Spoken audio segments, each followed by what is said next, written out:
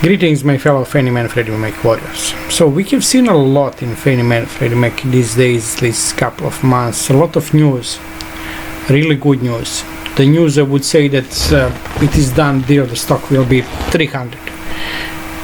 So it is like, what is the underline?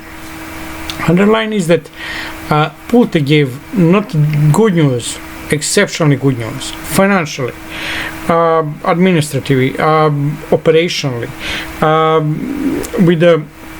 He said definitely the IPO is coming. We can buy the stocks for IPO even before the IPO. It's even if you're not accredited investor. We know that Scott Bessent said that yes, there is SPS, but they will be they're actually like paid off. So all of that is clean, and stock price is still down. It is still down because of short sellers, but also because there was talk but no action. You know, like it reminds me of who was the all talk no action. Trump gave somebody to, so now we need to give that nickname for Trump, you know, or too late. But it wouldn't be. Probably there is a lot of stuff on the agenda, and so something is happening with Fannie Mae. But what it really needs to happen is actually some kind of action. Because the news don't move the price. News are.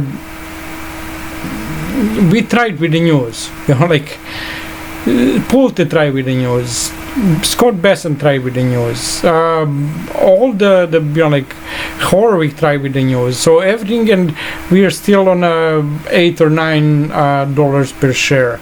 So the news is not what needs to be done, or obviously to increase the price. It needs some kind of action. A real kind of action would be uplist on the New York Stock Exchange, and that would actually increase the number of people who are ready to buy, because who want to buy some stock that is over the counter, you know, like very few people who really know the story, or and some funds or some people don't want to buy because it is on the New York, it's not a New York Stock Exchange.